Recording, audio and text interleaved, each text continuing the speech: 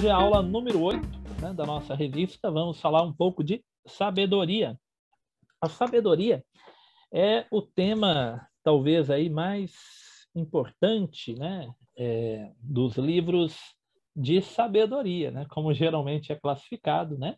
Nós encontramos as expressões ou termos que se referem à sabedoria de modo muito profundo nos livros de Jó, nos livros dos Salmos, mais especificamente Provérbios e Eclesiastes, né?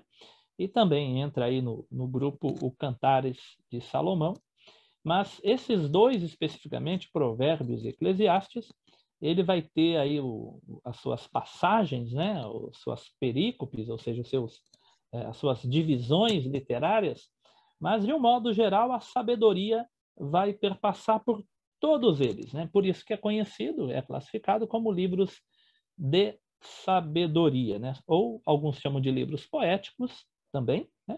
Mas essa poesia hebraica, ela reflete os salmos, muito a questão da oração e do louvor, né, com as suas diferentes expressões, né, seja de lamento, seja de esperança, seja messiânico, seja apenas de adoração, mas esses dois especificamente, a sabedoria e essa poesia hebraica, ela tem uma ideia de buscar exatamente refletir o que seria uma sabedoria num tom celestial, né? Então, hoje nós vamos tratar exatamente do tema sabedoria. Eu vou começar aqui abrindo nosso PowerPoint. Peraí. Antes, deixa eu colocar um mute geral aqui. Queridos, eu vou colocar um mute geral e vou fazer uma pergunta já já, e aí vocês vão responder. Aí vocês vão ter que abrir o microfone, tá? Então, compartilhando aqui a tela. Então, aqui nós temos o título da nossa lição, né? Os benefícios da sabedoria. Então, nós vamos pensar, né, o que a sabedoria nos dá de benefício, nos traz de benefício, né?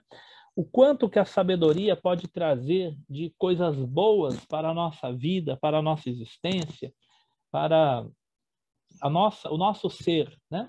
E aí eu começo com essa pergunta: o que é ser sábio, né? O que é ser sábio? Já que nós falamos tanto de sabedoria, né, e os livros bíblicos, esses dois principalmente, vou acrescentar mais um, vou colocar um do Novo Testamento, tá? Tiago, tá? Então nós temos, Provérbios, Eclesiastes e Tiago, que são 3 livros da Bíblia, 2 do Antigo e 1 do Novo Testamento, que o termo sabedoria, ele é muito precioso na estrutura do livro. Mas eu gostaria que vocês agora respondessem, assim, de modo geral, tá? Não é nem pensando só lá no texto bíblico, tá? Mas pensando assim, o que é ser sábio, né? O que é sabedoria? Vocês podem responder tanto pensando o que é sabedoria, mas pode ser diretamente pensando em uma pessoa, o que é ser sábio. Eu gostaria de ouvir um pouquinho e aí depois nós vamos verificar aí como que a Bíblia, e mais especificamente Provérbios, Eclesiastes, e vamos pegar um pouquinho de Tiago, né? Vai classificar a sabedoria. Mas vamos lá, meus irmãos, quem começa falando aí, o que é uma pessoa sábia? O que é ser sábio? Ou o que é sabedoria? A Mary levantou a mão, vai ser a primeira a responder. Bom, para mim, sábio é aquele que lida de uma maneira acertada com as situações do dia a dia, né? No cotidiano, assim, os imprevistos, todas as coisas que aparecem na nossa frente. Então, ser sábio, eu acho que é aquele que sabe lidar de uma forma acertada com isso. Ok. Vamos lá? Mais alguém? O Edson. Vamos ver agora o Edson.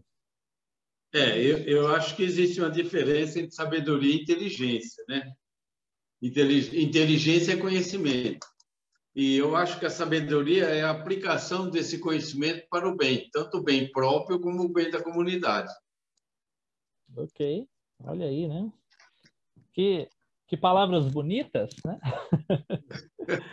Vamos lá, quem mais agora? Quem mais vai falar? Mais uma pessoa, pelo menos, aí para falar o que é ser sábio? Ou o que é sabedoria? Mais alguém? Vamos lá, mais algum? Não? O Givaldo está chegando também, falta só abrir a câmera, né? Givaldo e a Eurídice também está chegando aí. Mais alguém? Vocês estão caladinhos hoje, né? Hoje a sala está mais cheia, ficaram tímidos. Por que será que o pessoal não está querendo participar tanto hoje, né? Vocês estão com vergonha do coordenador? Porque o coordenador está aqui hoje, né? Ele andou fugido, né? Aí o coordenador chega, vocês não querem falar? Mas o que acontece, né? Vamos lá, então? Mais alguém para falar? Ó, o Eugênio gosta de falar. Ele sempre fala, mas eu falo muito. Então, tem que falar mesmo, hein? O pessoal não fala. Valdeci, Valdeci. Tudo bem, Valdeci? O que é sabedoria, Valdeci? Peraí. Então, eu estava aqui ouvindo. A gente lê sempre que o temor ao Senhor é o princípio da sabedoria. Mas deixando de lado o texto bíblico, eu acho que dentre várias outras explicações, ser sábio é buscar se aconselhar com gente do bem. Ok. Eu acho. Legal, né? Beleza, né? Bom, então vamos lá continuar. Quem sabe durante a aula aí vocês vão ficando mais com vontade de participar e falar, né? E lá no final vocês participam. É que hoje não está muito polêmico, né? A ideia de sabedoria está mais tranquilo, né? Tal, né? Mas vamos ver aí durante a aula se a gente tem algumas novas percepções, né? Mas o Edson e a Mary, né? Acho que falaram bem dentro ali do que vai aparecer na revista. A Val deu um exemplo aí muito interessante também. E uma coisa que eu sempre falo com os meus alunos é que é muito importante a gente conhecer o significado das coisas, buscar o significado dos conceitos, e às vezes a gente tem que olhar também o oposto, né? Aquilo que não é, para a gente entender um pouquinho daquilo que é. Aqui está um dos propósitos da nossa lição, né? Na revista tem, tá? Então, entre os nossos objetivos está saber, né? Que existe uma sabedoria terrena e uma sabedoria celestial, né? Tem um livro da Bíblia que fala disso. Alguém lembra? Tem um livro da Bíblia que fala da sabedoria terrena e da sabedoria celestial. Tem versão que está sabedoria do alto, né? Qual que é o livro da Bíblia que fala faz um tipo de dicotomia, fala tem a sabedoria terrena e a sabedoria do alto. Vamos lá. Depois o Edson dá um presente, não é brincadeira, né? Então acerta, Edson. Ou a Mary acerta e já pede o presente hoje.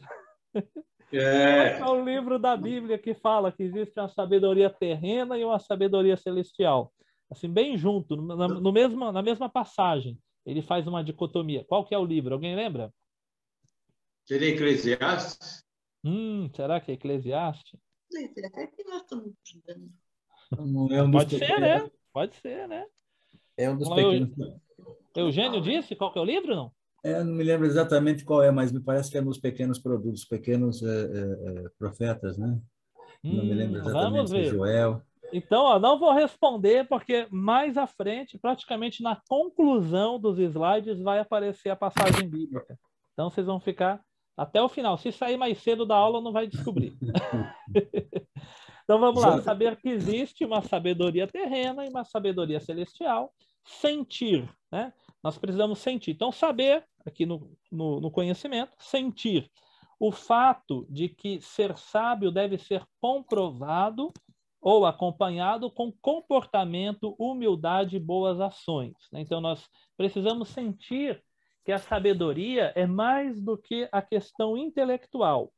Então, na perspectiva da ética bíblica, da ética judaica e da ética cristã, né, ser sábio não é apenas a questão do conhecer, mas o conhecer é importante, mas ele tem que estar atrelado com prática, com comportamento, que envolve também a humildade e o bem, as boas ações. Eu acho que o Edson falou coisas interessantes aí quando ele definiu, né?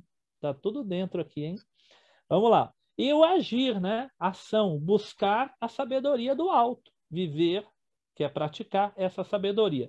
Então, eu acho interessante a revista que ela sempre propõe alguma coisa para conhecer, alguma coisa para a gente sentir e alguma coisa para a gente praticar, né? Então, é por aí que vamos.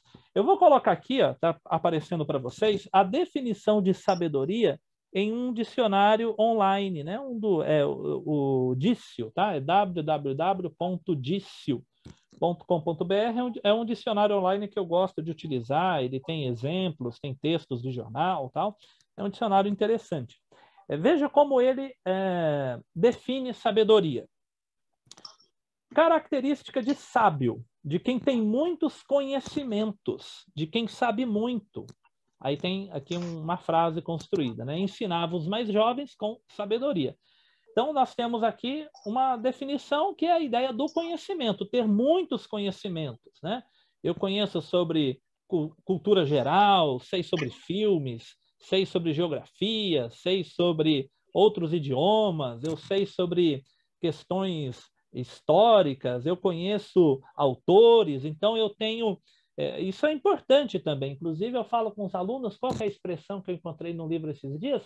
Eu acho que é capital cultural, né? Que nós precisamos aumentar o nosso capital cultural, que é ampliar o nosso conhecimento. Então, aqui, a primeira definição está ligada muito a ter uma variedade de conhecimentos, né?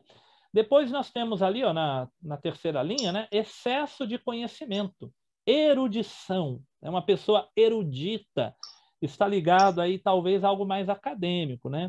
O físico foi premiado por sua sabedoria. É uma questão de erudição, ligado ali, aparentemente, a algo mais acadêmico. Ali não entraria, talvez, dentro do que a Mary disse, né? A Mary trouxe para uma coisa prática do dia a dia, né? Essas duas primeiras definições está ligado a conhecer outras, ou uma variedade, algo mais vasto, né? E essa última que eu li agora, algo mais erudito, na erudição. Depois, olha, conhecimento adquirido pela experiência. É uma outra definição, pela experiência, não está ligado tanto à erudição da informação, né? Lá o do físico está ligado muito à informação que ele tem pelos seus estudos, né? Esse daqui, a experiência. Não frequentou a escola, mas tinha a sabedoria do trabalho, né? Da prática, da vida, da vivência. Ele aprendeu muitas coisas.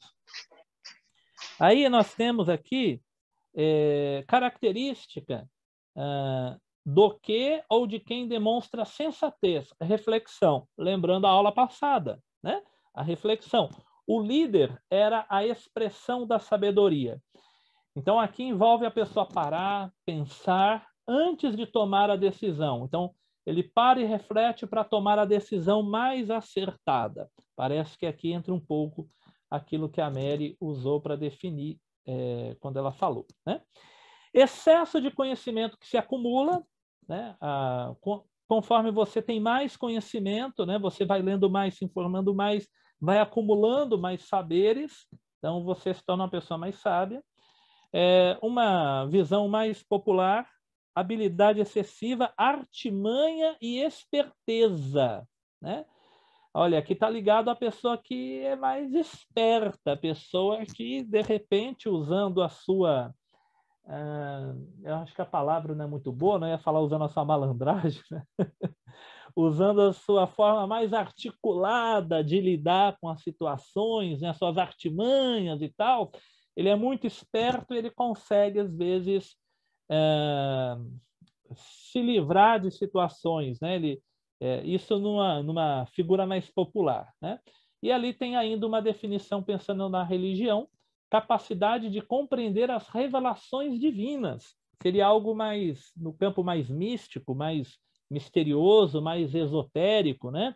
Capacidade de compreender as revelações divinas. Aí tem um exemplo, a sabedoria do bispo, ali no sentido de entender, talvez, o que uma outra pessoa não entenderia, no que diz respeito a revelações divinas. Bom, então, nós vimos algumas definições do que é sabedoria no dicionário, tá? As palavras, os termos, eles são... Algumas pessoas dizem que a língua, ela é meio que orgânica, né? Viva, né? Os termos, eles vão acumulando com o passar dos séculos novas percepções, novos entendimentos, não todos, tá? Mas muitas palavras com o passar dos séculos, né? Ele vai adquirindo novas definições, né? Algumas palavras ganham completamente sentidos novos, né? Dependendo da cultura, dependendo do lugar também. Então, o que não é sabedoria na perspectiva bíblica, tá? Então, o que não é sabedoria na perspectiva bíblica. O livro traz alguns exemplos, o livro não, a revista, tá?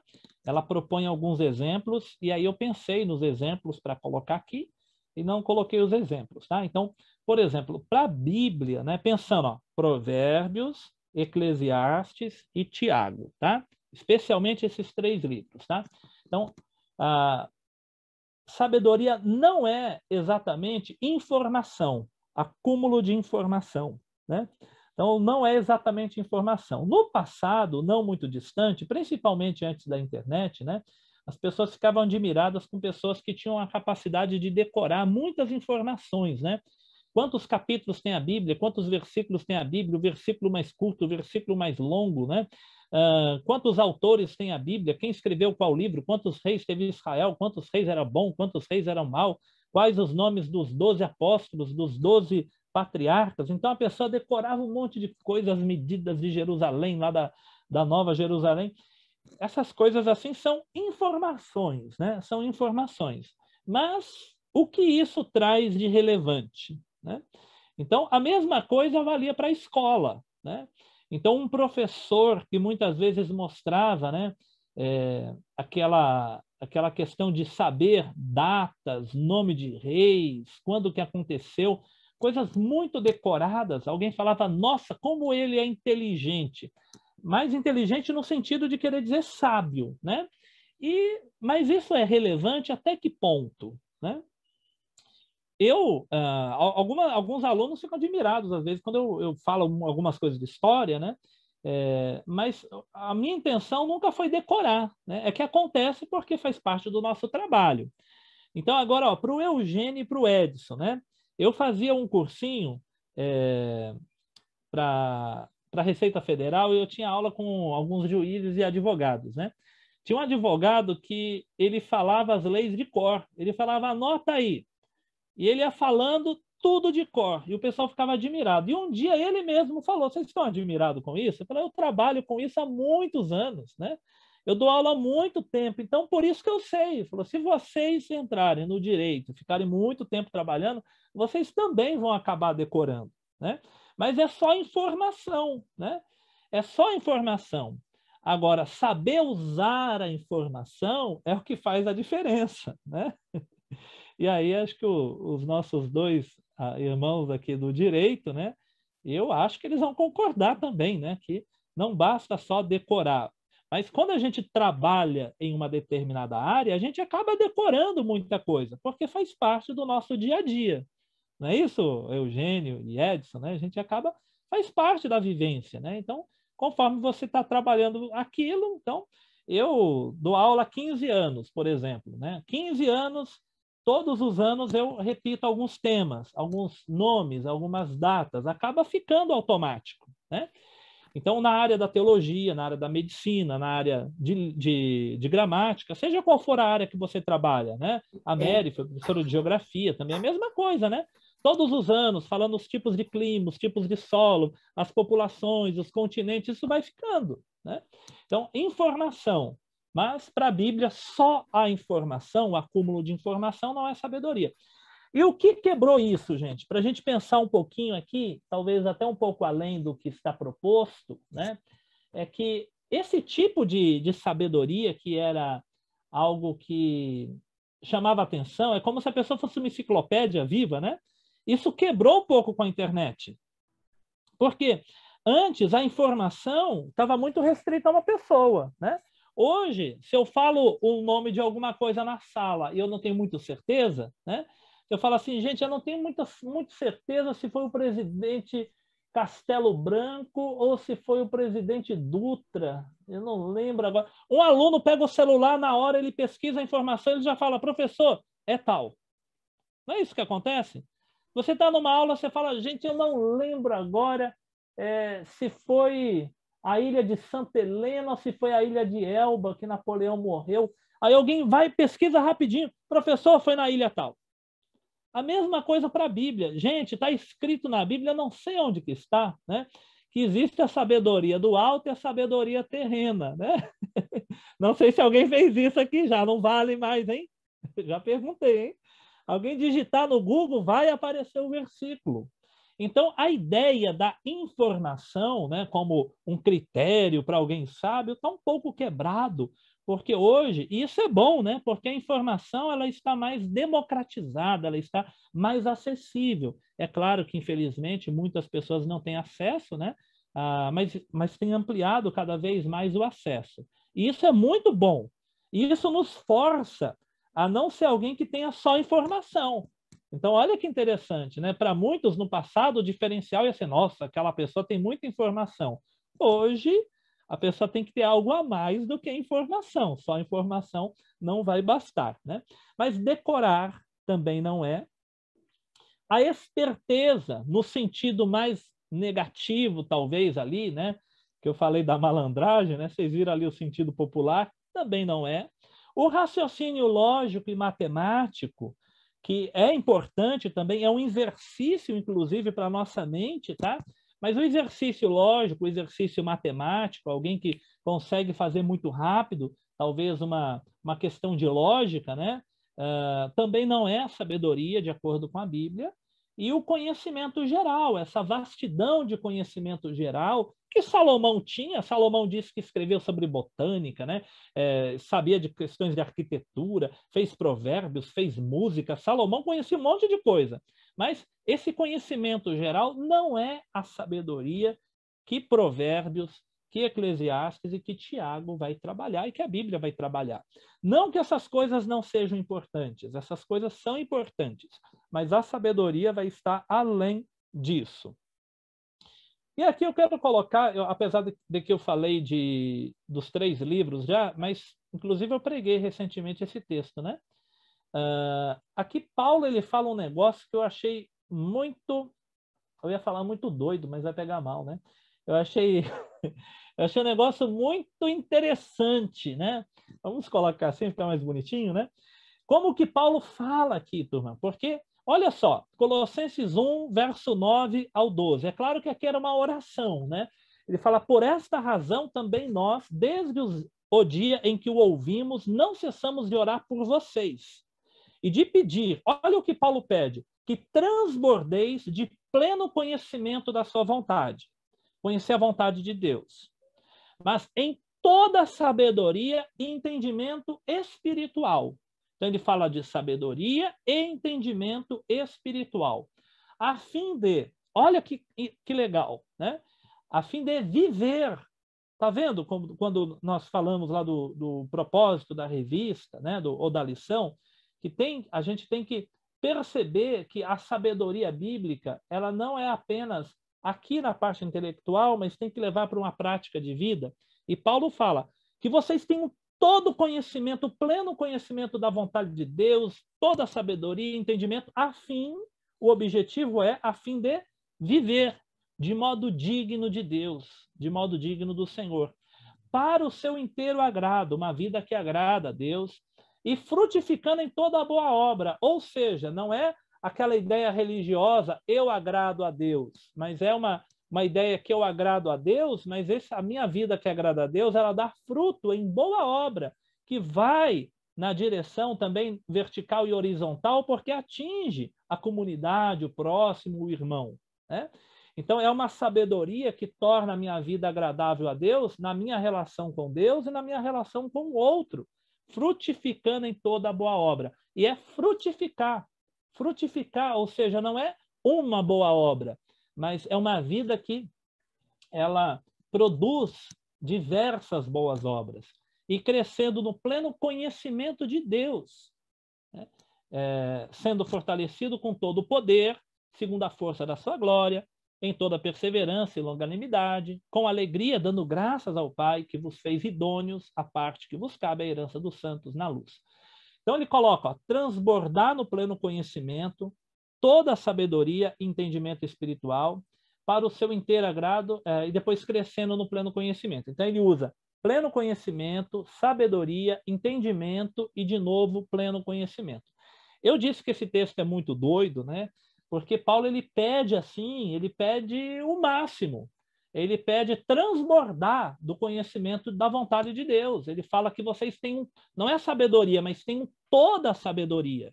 Ele fala para crescer no pleno, é plenitude, no pleno conhecimento de Deus. É claro que ele está falando que ele ora por isso, né? Então, se a gente for pedir a Deus, vamos pedir uma vida que alcance a perfeição. É claro que nós vamos descobrir que a perfeição nessa vida, ela não vai ser atingida. Nós sempre teremos por onde e para onde crescer. Por isso que é frutificando. Mas ele pede assim, no máximo, mas esse máximo de conhecer a Deus, ele não se reduz, como muitas religiões de mistério fazia, a algo que fosse fechado em si. Muitas religiões de mistério do primeiro século falava de um conhecimento misterioso sobre Deus, mas que ele era secreto, ele era fechado. Paulo está falando de pedir que a gente transborde de todo o conhecimento de Deus, mas isso vai levar a uma vida que agrada a Deus e que frutifica em boa obra, que traz longanimidade, que traz gratidão, que traz uma vida idônea. É assim que vai caminhar a perspectiva aí cristã, né? E judaica também, né? Nós vamos ver isso daí. Bom, aí nós temos aqui algumas coisas sobre a sabedoria bíblica, tá? Sabedoria é um estilo de vida. Sabedoria é informação aliada à prática. Então, a informação ela é importante. Só que a informação ela não pode ficar só informação. Tem que ser uma informação que leve a uma prática de vida, como Paulo acabou de escrever ali, né, sobre viver, né? Saber utilizar adequadamente as informações, né? Então, tem pessoas que saíram da faculdade de Direito, de Medicina, e eles estão cheios de informação, mas surge um problema de uma doença ou um problema jurídico e a pessoa não sabe como usar aquele monte de informação que ela tem. Então, aqui nós não temos nenhum médico, nós temos 2 advogados. Então, eu acho que eles teriam muitas histórias para contar. Se a gente pensar, a pessoa tem a informação na mão, surgiu o problema, quais leis, quais dispositivos eu posso usar? Então, saber utilizar adequadamente as informações que você colheu, né? O que você desenvolveu ou adquiriu. Percepção do momento correto, né? Saber o momento adequado, o momento certo de agir, de falar, de fazer alguma coisa. Então, a sabedoria bíblica ela vai correr muito por essas questões, mas a prática ela vai ser uma das questões cruciais para Provérbios, Eclesiastes e Tiago, né? E por toda a Bíblia. Mas esses 3 livros trabalham muito o termo sabedoria. Então, vamos começar com o primeiro. A revista está dividida em 2 partes, né? A sabedoria produz força, é a primeira. Então, vamos pensar aqui neste versículo. Olha esse versículo que aparece aqui. Eu coloquei 2 versões, tá? Então, a revista atualizada. A sabedoria fortalece ao sábio, mais do que 10 poderosos que haja na cidade. E a nova tradução, linguagem de hoje, ou o Novo Testamento, linguagem de hoje, é uma tradução menos voltada para o texto literal e ela é mais interpretativa. Mas ela acertou em uma coisa aqui interessante que eu vou mostrar num comentário depois, tá? A sabedoria pode fazer mais por uma pessoa do que 10 prefeitos. Juntos podem fazer por uma cidade. Né? Interessante, né? Olha lá. A sabedoria pode fazer mais por uma pessoa do que 10 prefeitos juntos podem fazer por uma cidade. Então, pode juntar aí 10 presidentes. Os que você gosta, os que você não gosta, junta todo mundo. A sabedoria pode fazer mais do que 10 políticos reunidos, né? Acho que hoje não seria uma surpresa, né? Provavelmente naquela época sim, né? Mas aqui ele está falando isso daí. A sabedoria fortalece. Olha a palavra fortalecer.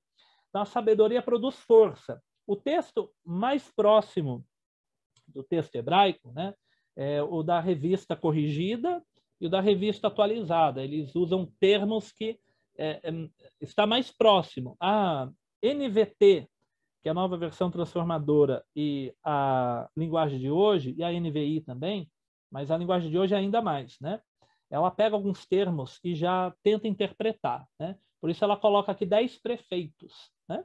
E ela tira um pouco da palavra força. A palavra força ela tá lá no texto hebraico. né? Nós temos um comentário da editora Paulus, que é chamado Grande Comentário Bíblico, né? Esse daí acho que o Fernando tem aí, né?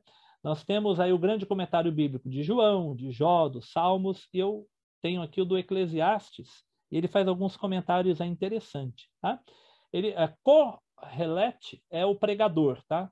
Então, as nossas traduções costumam trazer o pregador, né? Ou o sábio, né? Eu já falei isso na primeira aula. É o correlete, né? Eu não sei se a minha pronúncia está certa, o Fernando aí me desculpe se eu pronunciei errado, tá? Mas é o pregador, tá? Então, estabelece um princípio nesse versículo. Qual que é o princípio? A sabedoria vence o poder.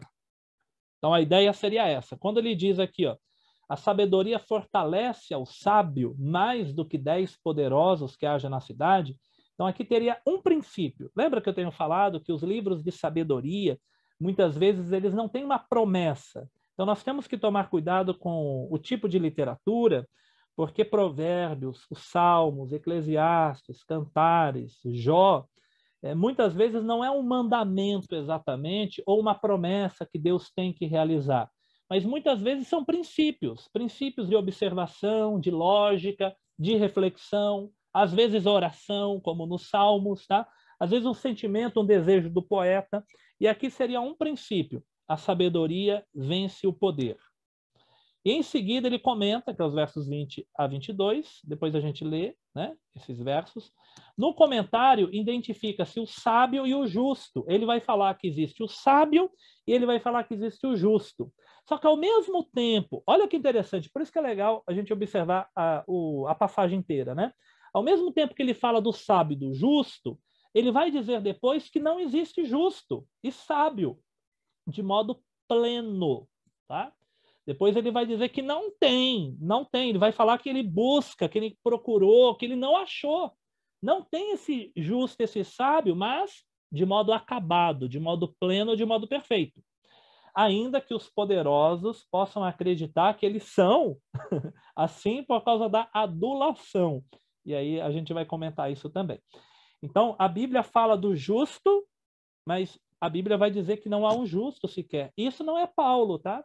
Paulo vai dizer que não há um justo sequer, repetindo os Salmos, repetindo Isaías, repetindo a perspectiva já do Antigo Testamento. Então, ao mesmo tempo que a Bíblia fala do justo, ela vai falar, mas não há justo. Mas qual que é a ideia? Não existe o justo perfeito, o justo pleno, mas as pessoas estão na busca pela justiça ou pela sabedoria.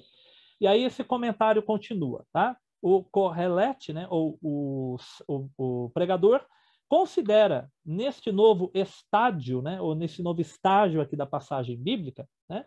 Eu nunca tinha visto a palavra estádio ser aplicado para estágio, tá? Ou perícope, né? Mas ele coloca a sabedoria ou sábio em comparação com o poder. Então ele está comparando os 10 fortes da cidade, que seria ali 10 políticos, depois a gente vai ver, e o sábio. Então ele faz essa comparação. A sabedoria em comparação com o poder. Como se manifestada realmente na vida social e política. Ele vai ter aqui um tom otimista, que seria um otimismo por excelência, que sempre a sabedoria triunfa, ou que a sabedoria ela vai triunfar. Em versos antes, ele vai dizer que o justo muitas vezes perece. Quando ele fala do justo, ele vai falar muitas vezes a pessoa é justa, mas ela acaba perecendo. E o injusto prospera. Mas quando ele fala do sábio, ele não vai apresentar isso. Para ele, o sábio vence, né? Não que ele vai dizer que a pessoa não tenha que ser justa, mas agora parece que muda a perspectiva. Muitas vezes acontece a injustiça em relação ao justo e o injusto, né? Que seria o justo perecer na sua justiça e o injusto prosperar. Mas o sábio, ele vai triunfar. Seria algo característico dos livros de sabedoria. Provérbios 24:5 tem um texto muito interessante que faz uma correlação. Ó. Mais poder tem o sábio do que o forte, e o homem de conhecimento mais do que o robusto. Né? Então, essa é uma lógica, inclusive, oriental. Né? Se a gente pesquisar a China, o Japão, países orientais, é cheio de ditos de sabedoria, muitas vezes, que vai ter essa perspectiva de que a sabedoria vence a força. Mais poder tem o sábio do que o forte. Eu lembro também aqui do Francis Bacon, né, que disse que conhecimento é poder, né, ou sabedoria é poder, conhecimento é poder. Porque aquele que conhece, ele pode, né? Ele pode o quê? Aquilo que ele conhece, né? Então, a sabedoria, o conhecimento aplicado, né, ou a sabedoria em si, ela dá um poder para uma pessoa que só a força não é suficiente. O poder não é só algo místico, né? Não é pelos poderes de Grayskull, eu tenho a força. Não é só essa ideia, né? Ou que desça fogo do céu, né? Como Elias. Não é um poder nesse sentido apenas, mas o poder é o que eu posso. Eu tenho o poder de ver, ainda que o meu seja limitado, eu preciso do óculos, tá? Mas eu tenho o poder de falar, eu tenho o poder de andar. Eu posso, pode, poder. Tá? Então, a sabedoria nos capacita, nos empodera de coisas que a sua ausência nos deixaria limitado. Mas o pregador, ele adapta pessoalmente o provérbio a um novo contexto. O termo de comparação não é simplesmente o forte ou forçudo, que é o robusto, tá? Lá de Provérbios, mas 10 chefes da cidade. A expressão mais forte que 10 chefes da cidade poderia ter sentido em si mesmo, né? Então, bastaria dizer assim, ó, a sabedoria me torna mais forte do que 10 pessoas. Já teria talvez o conceito, né? 10 pessoas contra 1. Qual é mais forte? 10 é mais forte do que 1. Então, só a ideia de que a sabedoria torna 1 mais forte que 10 já teria lição. Mas aqui, a maioria dos estudiosos propõe que havia uma forma de organização política nas cidades, em que havia 10 pessoas que participavam de um tipo de conselho da cidade. Seria um tipo de conselho municipal, tá? Seria 10 políticos que governavam, que administravam a cidade. Isso está no Flávio Joséfo, está em alguns livros que dizem da organização política de algumas cidades, e o reflexo bíblico estaria aqui. Tá? Então, parece que muitas cidades tinham, de fato, 10 políticos que participavam da administração. Por isso que ele vai colocar, por isso que a linguagem de hoje parece que aqui ela acertou, né? Quando ela fala a sabedoria pode fazer mais por uma pessoa do que 10 prefeitos. Então, lá na revista atualizada é 10 poderosos. A linguagem de hoje colocou 10 prefeitos, e aqui no comentário a gente descobre, né, que havia modelos de organizações com 10 políticos, né, administrando uma cidade. Tá?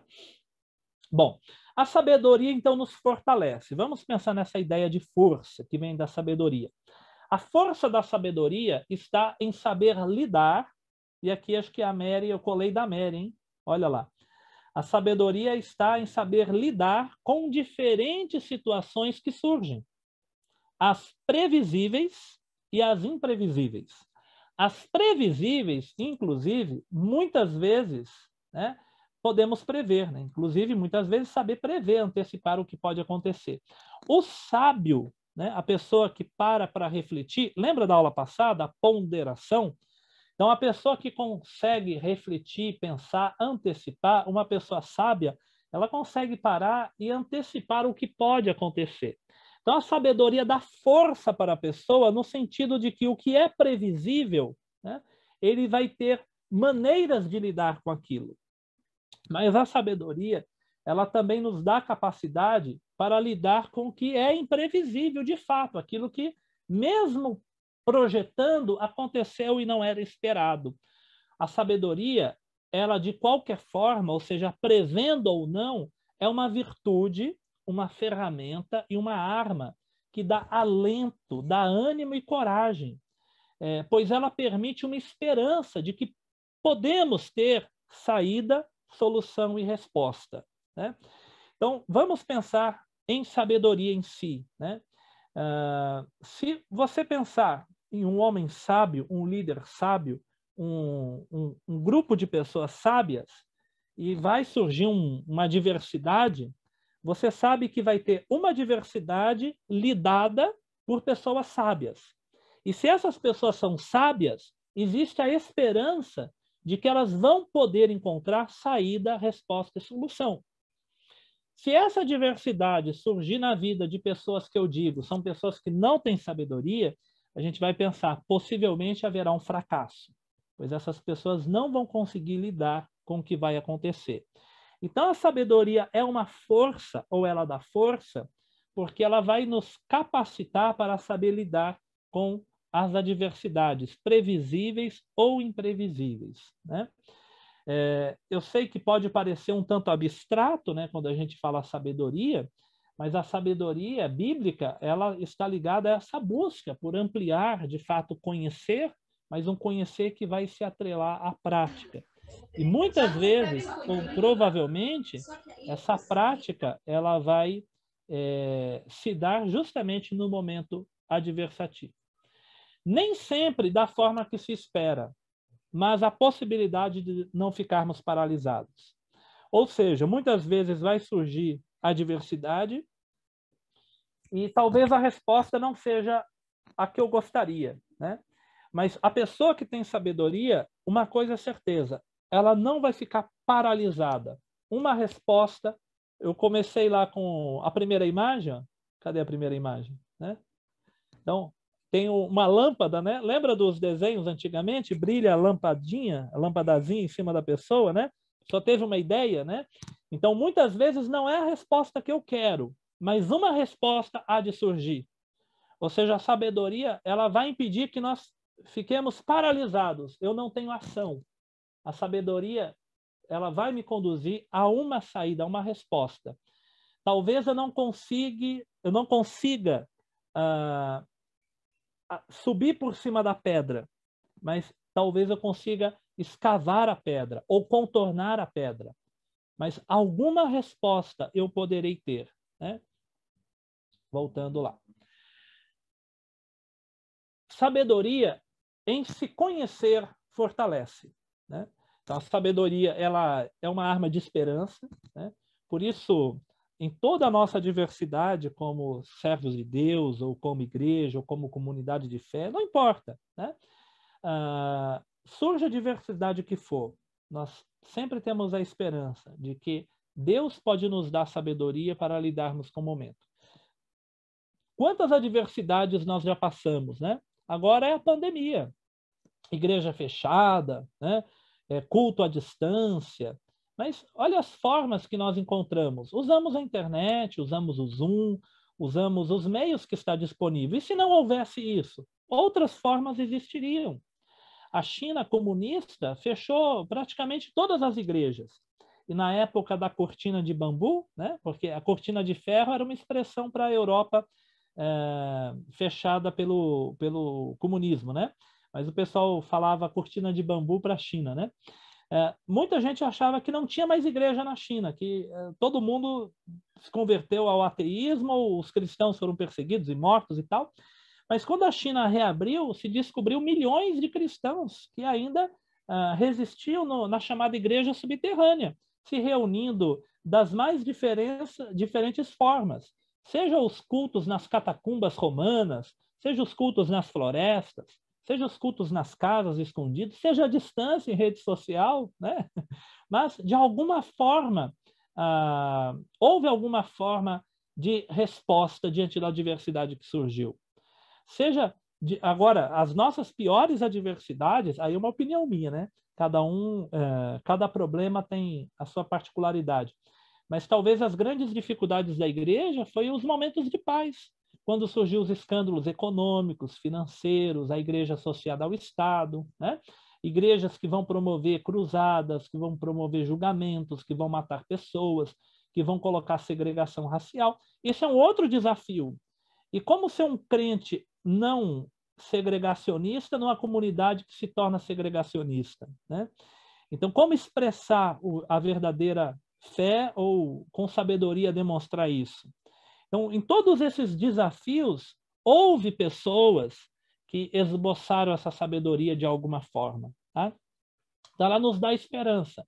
Não importa qual seja o desafio, uma resposta haverá. Então, há esperança. Agora, vamos falar em se conhecer. Conhecer suas limitações.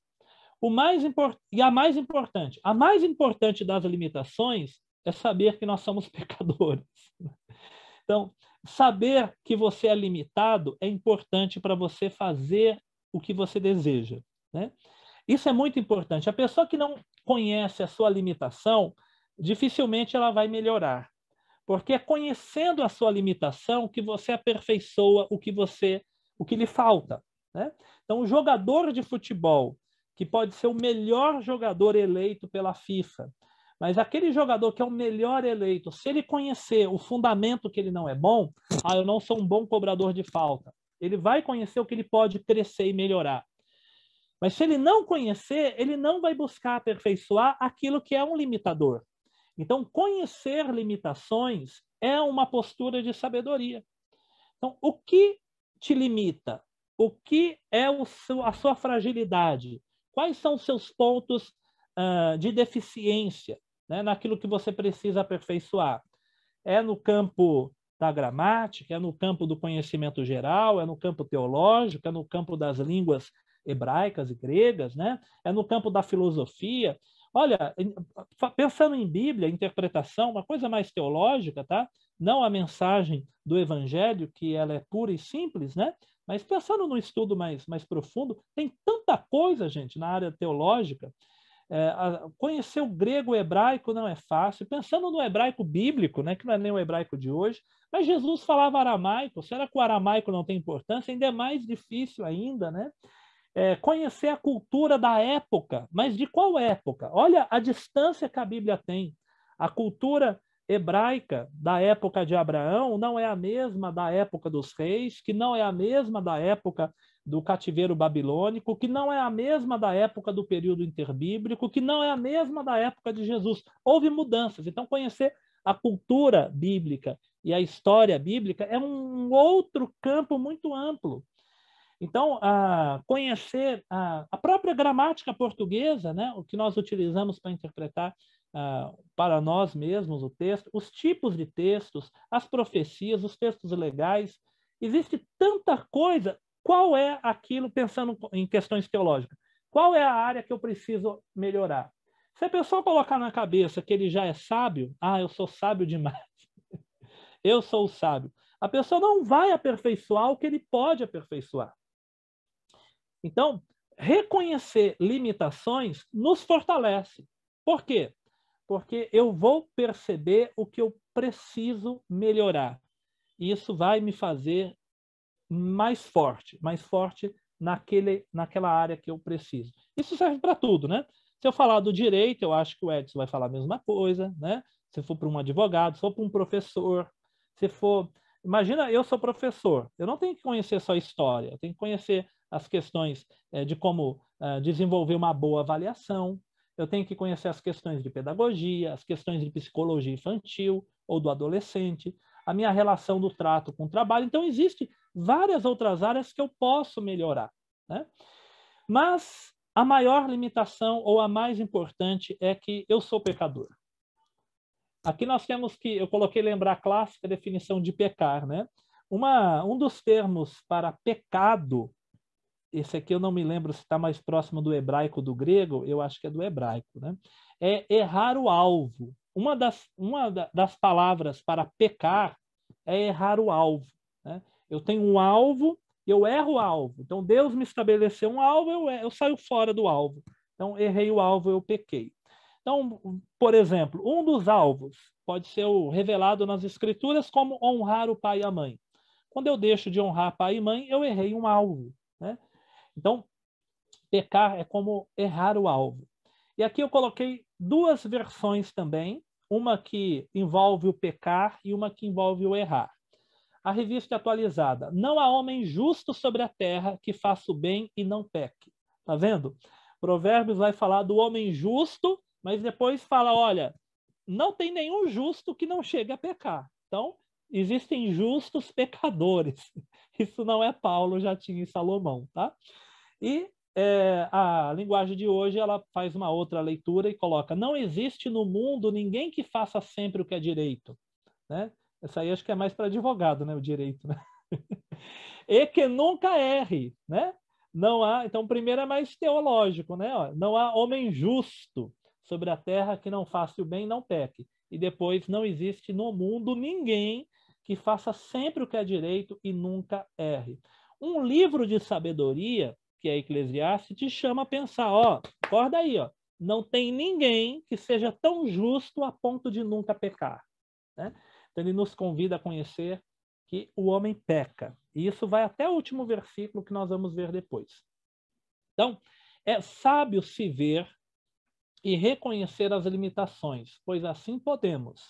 Então, é sábio a gente ter uma postura de se reconhecer e reconhecer aquilo que nos limita, pois dessa forma nós não vamos desanimar quando errarmos, né? Porque muitas vezes a gente está numa atividade, num projeto, no plano, vacilei e errei. Aí eu falo, isso não é para mim, né? Mas quando você já tem a consciência que todo mundo erra, você tem a certeza de que você é passível do erro, você pode errar, né? O problema é ficar paralisado pelo erro. Então você já sabe, eu posso errar, mas se eu errar, não vou me paralisar no erro, eu vou prosseguir. Por isso que Provérbios vai dizer que o justo, ainda que caia 7 vezes, ele deve se levantar. Não é isso? Ainda que o justo caia 7 vezes, ele se levantará. Termos humildade. Se reconhecer é ter humildade, porque você vai saber que você não é o rei da cocada preta, né? Como se dizia no passado, né? Então, o melhor de nós erra. O melhor de nós vai pecar, vai errar, é possível que ele erre, né? Então, isso nos dá um senso de humildade. É curioso, dar exemplo aqui de novo do futebol, né? Quem gosta de futebol tem uma máxima, né, que nem sempre é verdade, mas acontece muitas vezes. Vocês já repararam que sempre, ou quase sempre, o melhor jogador do time, quando bate um pênalti, erra? Lembra o Brasil numa Copa do Mundo, o Zico foi bater o pênalti, errou o pênalti? Lembra da final Brasil e Itália? O Roberto Baggio era o melhor jogador da Itália e perdeu o pênalti, né? Então, o Messi já bateu o pênalti e errou. Então, muitas vezes, o melhor jogador do time vai para as cobranças e erra, né? Então, a gente tem que ter consciência que o melhor de nós pode errar, né? Pode errar. Então, isso nos dá um senso de humildade. Olha, eu tenho sido brilhante muitas vezes, né, na minha tarefa, na minha atividade, mas eu posso me equivocar. Eu sou um excelente teólogo, mas eu posso talvez equivocar-me em alguma expressão teológica, então preciso tomar cuidado. Eu sou um excelente jurista, né, mas eu posso talvez não estar tão certo, eu vou consultar melhor. Eu posso ser um excelente médico, mas eu vou buscar mais conhecimento e informação porque eu posso errar, né?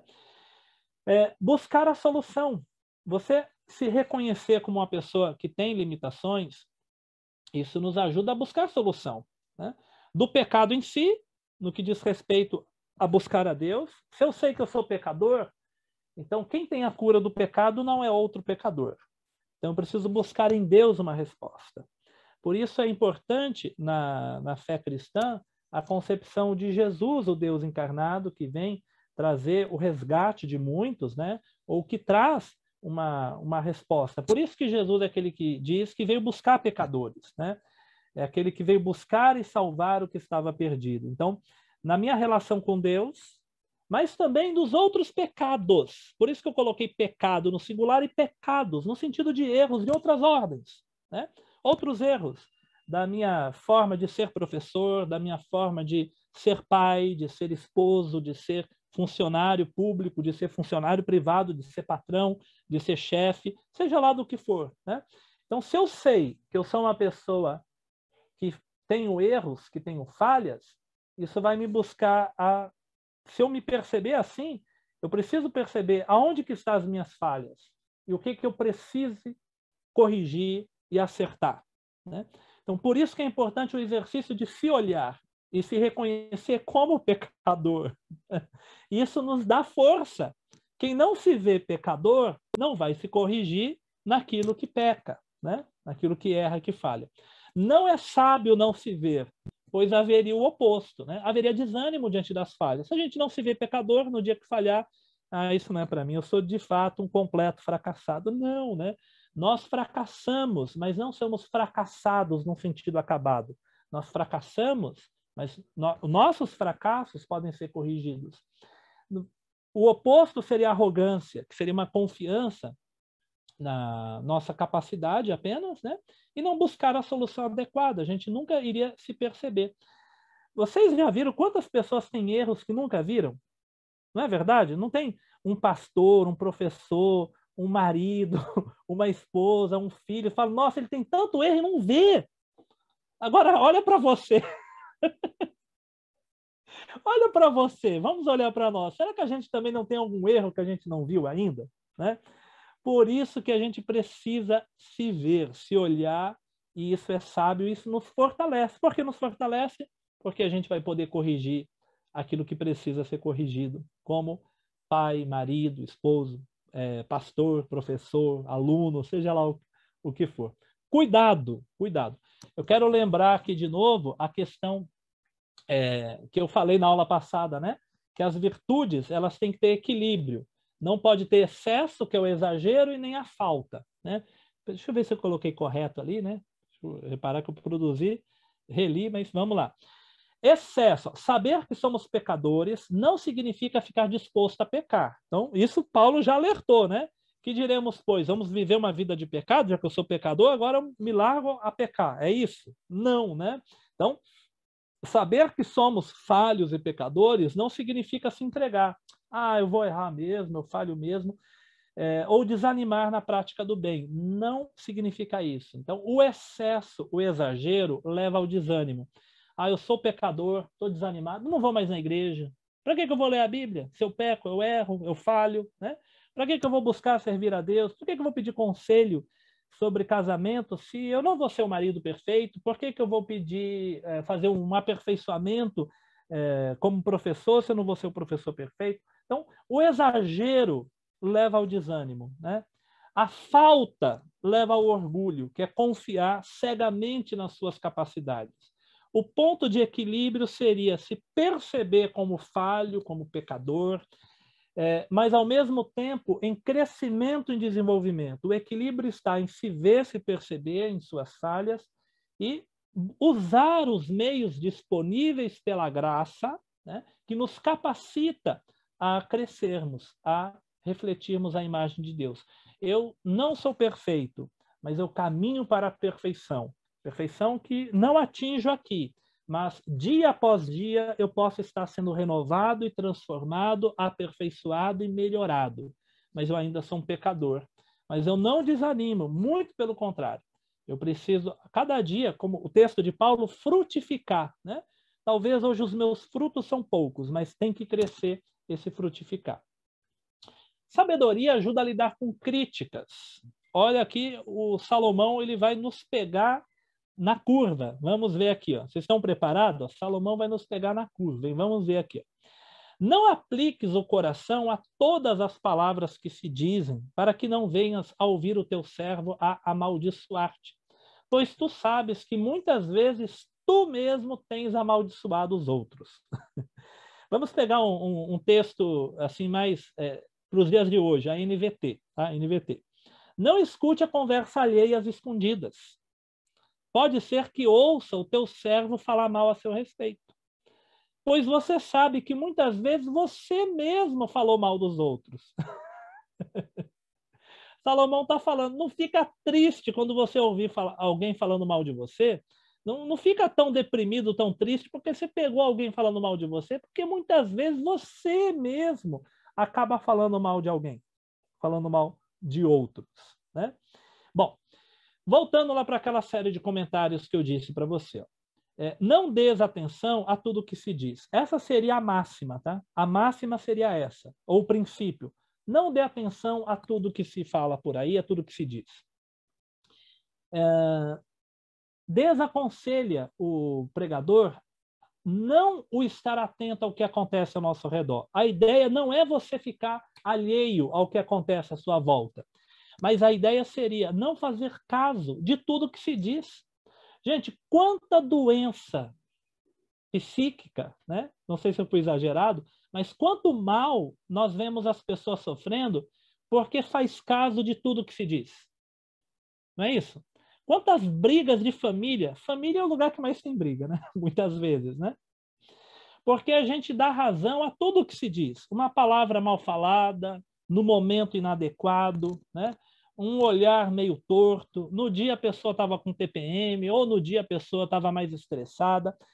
Se a gente for dar ouvido a tudo que se diz, quantas vezes eu ou você, né? Quantas vezes a gente já falou uma coisa que a gente falou, olha, eu não devia ter falado naquele tom, ou não deveria ter falado naquele momento, ou eu não deveria ter falado daquele jeito. O que Salomão está falando é, olha, cuidado, né? Se você fizer caso de tudo que se diz, isso vai fazer mal para você, né? Quantas coisas seriam evitadas se a gente relevasse? É claro que existem coisas graves, né? Coisas mais sérias que devem ser tratadas. Mas aqui ele está falando de um modo amplo, de um modo geral. Vamos passar. Aqui ele põe um princípio também, que ele fala, olha, e ele vai falar do elogio também, né? Ele vai falar, cuidado também com o elogio, vai estar na sequência, a verdade está no verso 21, 22, né? o desenvolvimento. Ele vai trabalhar a ideia de que até o elogio, né? o servo, na sua presença, ele vai falar bem de você. Mas se você ficar ouvindo às escondidas, o seu empregado vai estar falando mal de você. É mais ou menos assim, ó. Na presença do patrão, dificilmente o servo, o empregado, vai falar bem. Na frente do patrão, ele vai fazer elogio, mas esse elogio nem sempre é honesto e verdadeiro, porque ele espera ganhar alguma coisa em troca, né? E às escondidas, talvez ele vai estar falando o mal de você, né? Então ele está falando, olha, não confia nem tanto nos elogios e nem tanto no que se fala mal de você. Então, cuidado, né?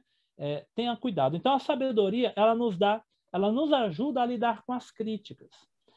Críticas quando nós somos o alvo e crítica quando nós somos a fonte.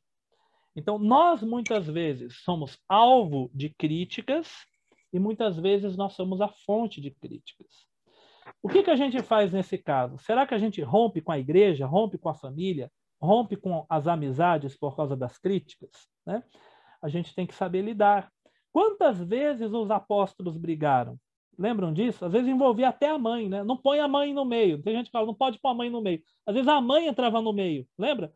A mãe de Tiago, né? Foi de Tiago, a mãe, que foi lá falar para Jesus, olha, né? Tem um pedido, né?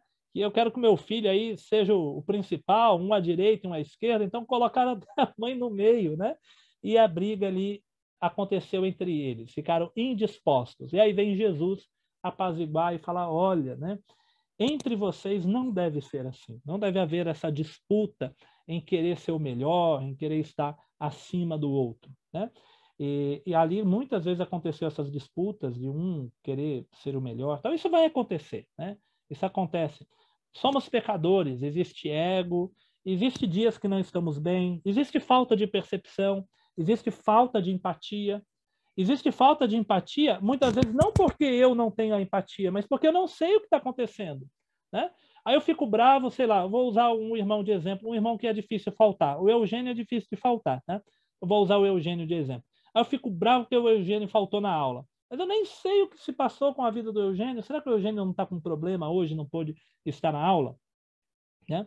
Então, talvez alguém me respondeu mal um dia, mas será que a pessoa já não estava passando por uma dificuldade, por uma dor, por alguma coisa? Então, às vezes eu não tenho empatia porque eu não sei o que se passa com o outro.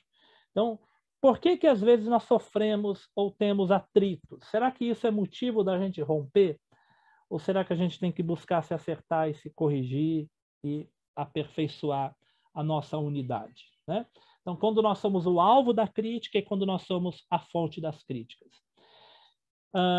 Tiago e Provérbios vai falar muito sobre a língua. Gente, como a Bíblia fala sobre a língua, né? E a língua é um problema. Tem um versículo que eu não coloquei aqui, tá? Eu lembrei agora, quando eu estava ligando aqui o computador, eu li essa semana, né? Tem um texto de Provérbios que fala que a vida e a morte está no poder da língua. A vida e a morte está no poder da língua. Esse está em Provérbios. Olha o que Tiago fala sobre a língua. Inclusive, Tiago é chamado de Provérbios do Novo Testamento, tá? Para muitos é o livro mais judaico do Novo Testamento. Ele tem uma estrutura que lembra muito Provérbios, né? As máximas e tal. Ele diz assim, ó, sabeis estas coisas, meus amados irmãos, todo homem, pois, seja pronto para ouvir, tardio para falar, tardio para ficar irado. Então, estou pronto para te ouvir. Dá um passo atrás antes de falar e dá mais 2 passos atrás antes de ficar com raiva do que você vai ouvir, né? Então, por quê? Porque a gente não tem a noção de tudo. Antes de sair falando, escute com atenção para você formular bem o que você precisa falar. E antes de ficar nervosão, com raiva, sair chutando tudo, rompendo, acabando com as amizades, nunca mais falo com você, calma, né? Vamos entender todo o contexto, que talvez não seja o momento de dar vazão a tanta ira assim. Se alguém supõe ser religioso, deixando de refrear a língua, não é só frear, é frear 2 vezes, refrear, né, a língua, antes engana o próprio coração e a sua religião é vã, né? Então, a sequência que eu já usei aqui várias vezes, Tiago fala que a verdadeira religião é visitar os órfãos, as viúvas, e se guardar incontaminado do mundo, né? Não se contaminar com o mundo, mas antes ele fala, olha, cuidado, hein? Não adianta se dizer religioso e não segurar a língua, né? Você vai enganar o próprio coração.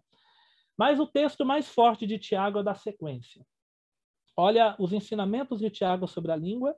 Provérbios tem muitos, tá? Eu acabei não procurando muitos os textos, tá? Mas olha o que Tiago apresenta. Porque todos tropeçamos em muitas coisas. É a mesma verdade de Eclesiastes. Todo mundo erra, todo mundo peca. Todos tropeçamos em muitas coisas.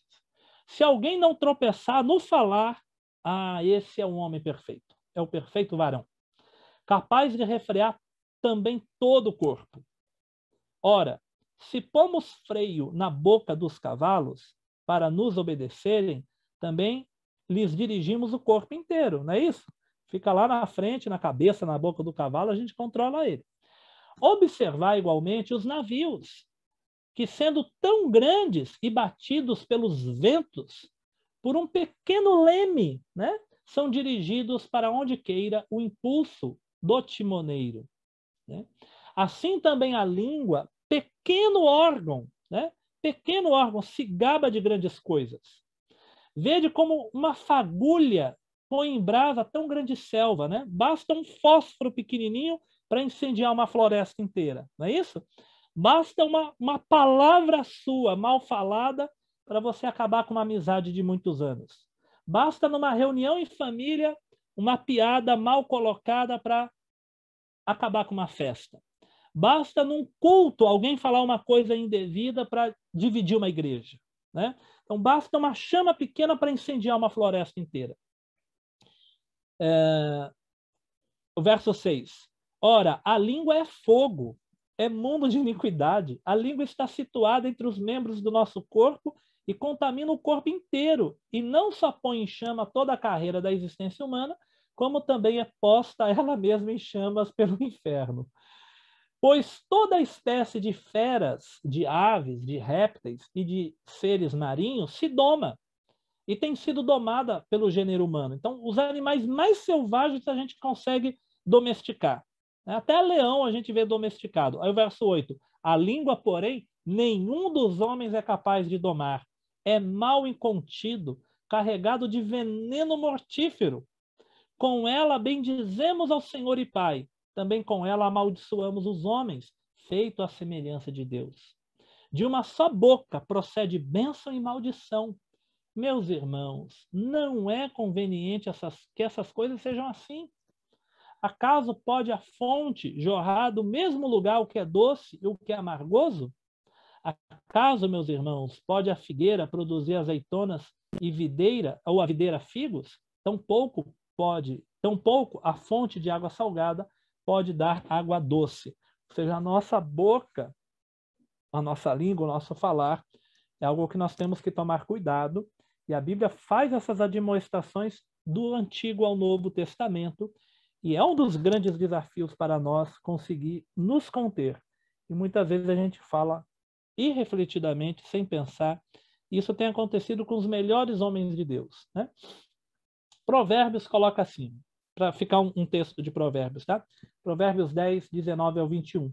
No muito falar não falta transgressão, mas o que modera os lábios é prudente. Prata escolhida é a língua do justo, mas o coração dos perversos vale muito pouco. Os lábios do justo apacentam a muitos, mas por falta de senso morrem os tolos, né? Então, o lábio deve apacentar, mas muitas vezes a gente não tem apacentado, né? Tem criado mais discórdia. Vamos continuar. Como lidamos com as críticas? Tem algumas propostas aí do livro, eu não vou ler com vocês, por causa do tempo, tá? Eu já mandei para vocês. Ele vai, esse David Merck, né? Ele aponta alguns conselhos que aparecem em Provérbios. A sabedoria produz discernimento. Vamos lá? Irmãs, não fiquem bravas com Salomão. Salomão fala uma coisa aqui da mulher aqui que é um pouco difícil de engolir, mas vamos tentar entender aqui o aspecto cultural e geral, tá bom? Vamos lá. E tem interpretações para isso, né? Uma variedade de interpretações. Mas vamos lá. Eclesiastes 7, 23 a seguir. Tudo isso experimentei pela sabedoria e disse, tornar-me-ei sábio. Ao próprio Salomão, não é chamado homem mais sábio? Ele disse para si mesmo, eu vou me tornar sábio, mas a sabedoria estava longe de mim. Não é curioso? A Bíblia que chama Salomão do homem mais sábio é o Salomão que escreve, eu disse, vou me tornar sábio, mas olha, a sabedoria estava longe de mim, né? E o que está longe e muito profundo, quem o achará? O que ele quer dizer não é que ele não tinha sabedoria, mas é que a sabedoria é uma fonte inesgotável, né? Ela é um sentido que a gente pode sempre crescer. E muitas vezes nós vamos tropeçar e vamos ver que temos mais a crescer, a progredir. Verso 25. Apliquei-me a conhecer e a investigar, e a buscar a sabedoria e meu juízo de tudo, e a conhecer que a perversidade é insensatez e a insensatez é loucura. Achei coisa mais amarga que a morte, a mulher. Então, o que é mais amargo do que a morte? A mulher. Calma, tem uma sequência. A Mary agora ficou bem atenta ali para ver o que Salomão está falando, né? A Mary já ia arriscar tudo agora, mas calma. Tem uma continuação, tá? A mulher cujo coração, não é toda mulher, tá? A mulher cujo coração são redes e laços. É essa mulher, tá bom? Ela é a mais amarga que a morte.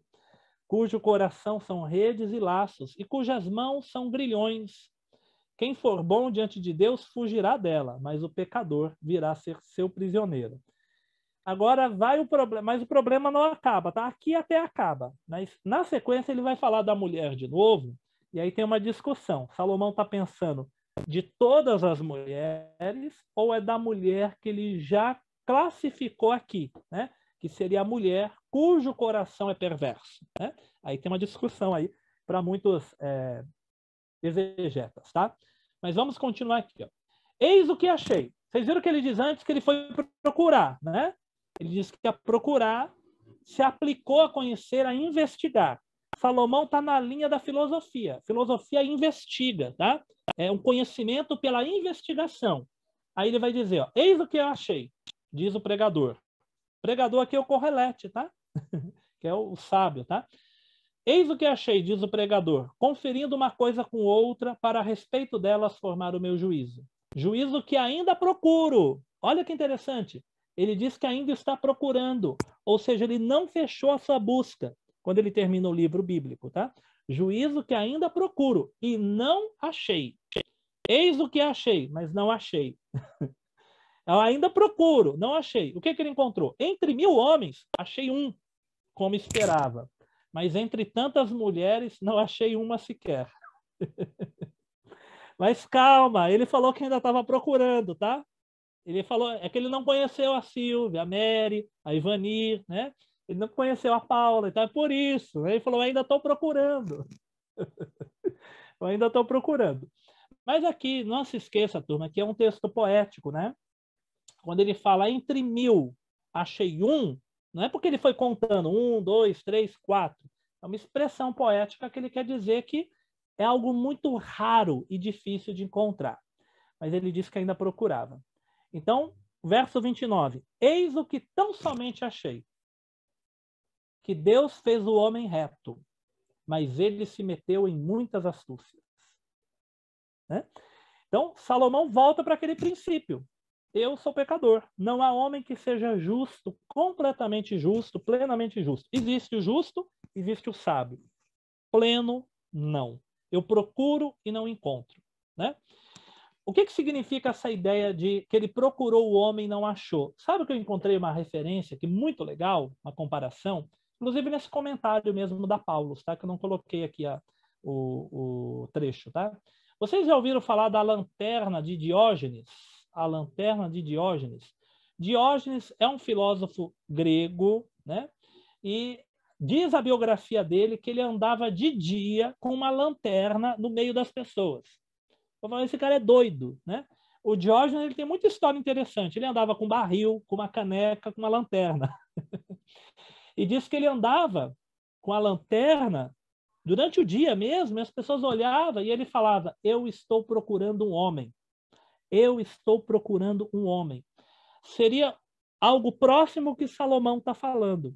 O que ele queria dizer é que é muito difícil encontrar uma pessoa que realmente tem uma vida plenamente voltada para aquilo que ele vai entender, no caso de Diógenes, da sabedoria, da justiça e da felicidade. Tá? O Diógenes é um dos filósofos que vai contestar a felicidade pelo fato de ter coisas. Eu estou vendo aqui que eu passei do tempo, mas deixa eu contar para vocês uma pequena história do Diógenes. O Diógenes ele foi professor do Alexandre o Grande. Não sei se vocês sabiam, mas é uma outra história que tem. Ele teria sido um dos professores do Alexandre o Grande, não só ele, né? O Aristóteles também, né? Mas diz, não sei até que ponto é verdadeira, mas tem uma história que diz que um dia o Alexandre o Grande entrou numa cidade que estava o Diógenes e ele já era um grande imperador. Ele parou de frente do Diógenes e o Diógenes estava sentado numa calçada, né? Ele era um cara que ele tinha um tipo de voto de pobreza, tá? Ele entendia que a felicidade não está em ter coisas, mas em viver sem precisar ter coisas. E o Alexandre parou na frente dele e falou, professor, te encontrei. Hoje já sou imperador e sou dono de uma riqueza imensa. Pede-me o que você quiser que eu vou te dar. Né? E diz que o Diógenes falou para ele, eu só te peço uma coisa, que você chegue um pouquinho para o lado, porque a sua sombra está bloqueando o sol. Então foi a única coisa que ele pediu, para ele não fazer sombra diante do sol, pois ele estava tomando um banho de sol naquele momento, estava apreciando o sol. Tá? Eu coloquei aqui um trechinho que conta um pouquinho do Diógenes, né? E aí depois eu mando lá para vocês. Nós não podemos ser sábios por nós mesmos, né? Então, a ideia do Salomão é que a sabedoria não se prende a você, né? Em sua pesquisa, Salomão diz ter encontrado 1 entre 1000. Então, ele quer falar da raridade. De fato, dentre todos os padrões perfeitos expostos na ética bíblica, e aí nós destacamos provérbios, olha a questão da língua, como a Bíblia fala que é difícil a gente controlar, né? Ninguém será achado perfeito. E a Bíblia vai nos chamar a perfeição e vai falar que não tem nenhum perfeito. Os Salmos, Isaías, Romanos, né? Tiago, muitos textos vai dizer, olha, né? Isaías vai dizer que o melhor dentre nós parece um trapo de imundícia, né? Mas isso quando ele faz o paralelo com a santidade perfeita de Deus e com as exigências ou as orientações bíblicas. Então, perfeito de fato não há ninguém completamente perfeito, mas o caminho está apontado. A luz está dada. O farol está aceso. Nós somos um barco. Estamos nas trevas ou na tempestade turbulenta desse mundo, mas a luz do farol brilhou e nos indica o caminho. Nós necessitamos da sabedoria para progredir até esse porto seguro, que só vamos atingir na nossa eternidade, mas cada vez mais próximo dela.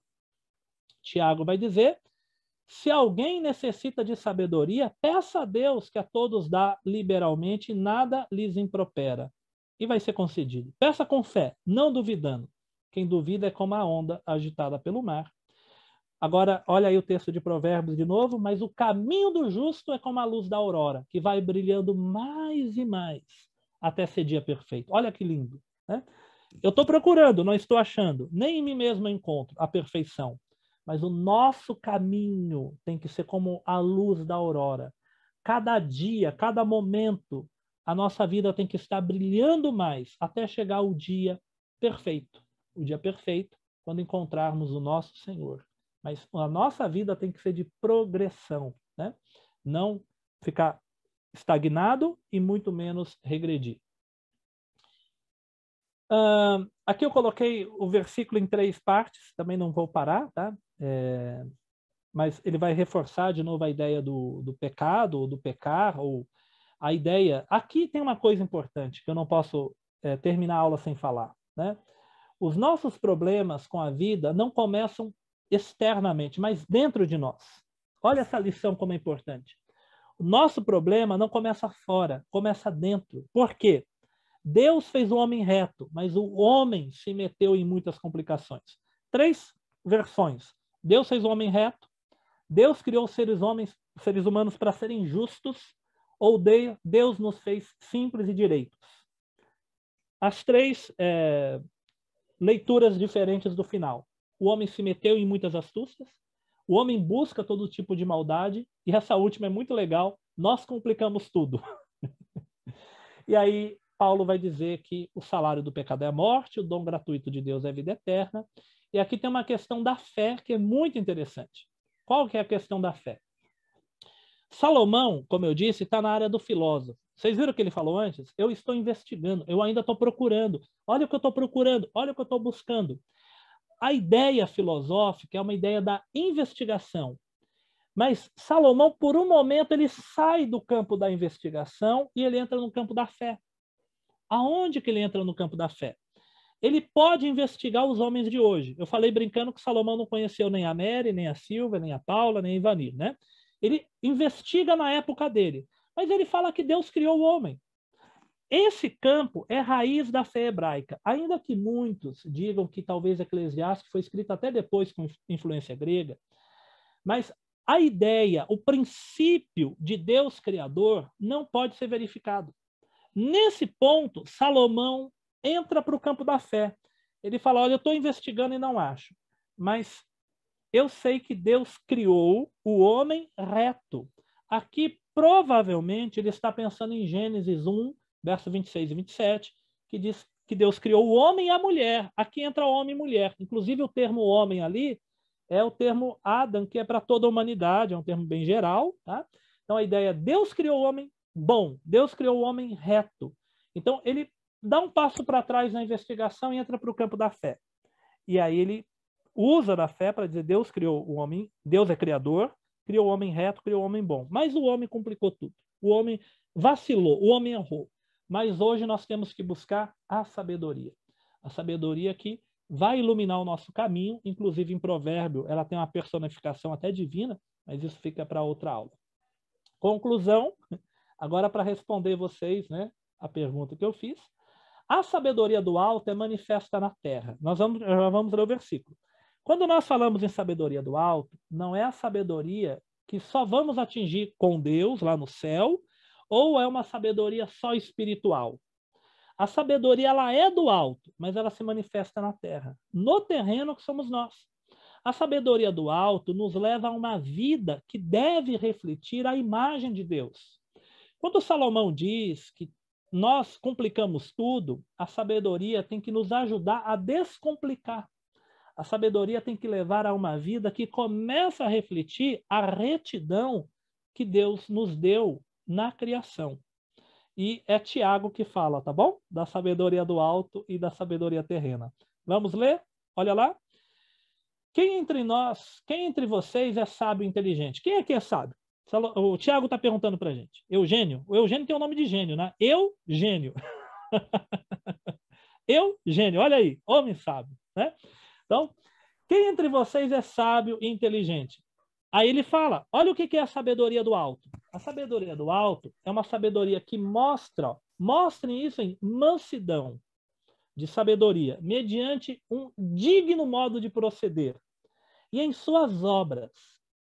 Se, pelo contrário, tendes em vosso coração... Então, o que está azul é a sabedoria do alto.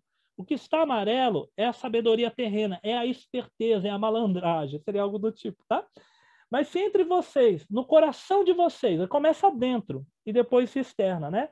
existe a inveja, a amargura, sentimento faccioso. Nem se gloriem disso, nem mintais contra a verdade. Esta, e aqui ele fala a dicotomia, né? Não é a sabedoria que desce lá do alto. Antes ela é terrena, animal e demoníaca.